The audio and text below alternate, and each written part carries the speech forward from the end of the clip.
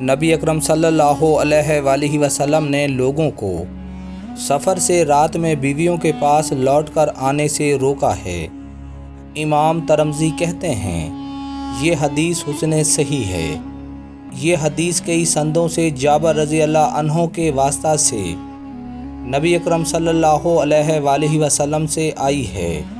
اس باب میں انس ابن عمر اور ابن عباس رضی اللہ عنہ سے بھی احادیث آئی ہیں۔ ابن عباس رضی اللہ عنہ سے بھی مروی ہے کہ نبی اکرم صلی اللہ علیہ وآلہ وسلم نے لوگوں کو رات میں بیویوں کے پاس سفر سے واپس لوٹ کر آنے سے روکا۔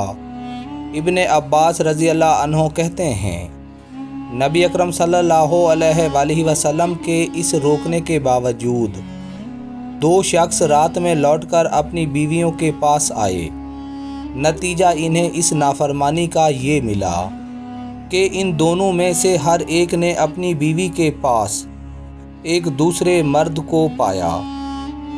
سیدنا عبداللہ بن رواحہ رضی اللہ عنہ کہتے ہیں کہ وہ ایک دفعہ رات کو سفر سے واپس آئے اور جلدی جلدی میں اپنی بیوی کے پاس پہنچے۔ وہ کیا دیکھتے ہیں کہ گھر میں چراغ تھا اور اس کی بیوی کے پاس کوئی شخص تھا۔ بس اس نے تلوار پکڑی، لیکن اتنے میں اس کی بیوی نے کہا پیچھے ہٹ جا، یہ فلاں عورت ہے، میری کنگھی کر رہی تھی۔ پھر وہ نبی کریم صلی اللہ علیہ وآلہ وسلم کے پاس آیا اور ساری بات بتلائی۔ یہ سن کر آپ صلی اللہ علیہ وآلہ وسلم نے منع فرما دیا کہ آدمی رات کو اپنے اہل کے پاس آئے۔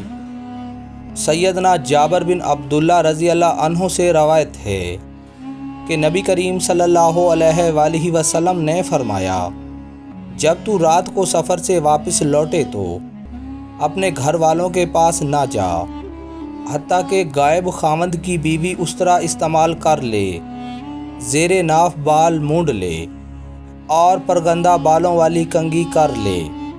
پھر رسول اللہ صلی اللہ علیہ وآلہ وسلم نے سیدنا جابر سے فرمایا جب تو سفر سے واپس گھر میں آئے تو عقل مندی کو لازم پکڑنا، عقل مندی کو یعنی حق کے جوزیت ادا کرنے کا اہتمام کرنا۔ بیوی کے پاس سفر سے رات میں واپس آنا مکروہ ہے۔ وضاحت: رات میں سفر سے واپس آ کر اپنے گھر والوں کے پاس آنے کی ممانعت اس صورت میں ہے جب آمد کی پیشگی اطلاع نہ دی گئی ہو، اور اگر گھر والے اس کی آمد سے پہلے ہی باخبر ہیں تو پھر اس میں کوئی قباحت نہیں ہے۔ حضور نے فرمایا اللہ اس شخص کے چہرے کو تر و تازہ رکھے جس نے میرے سے کوئی حدیث سنی، پھر جیسے سنی ویسے اسے آگے پہنچا دیا۔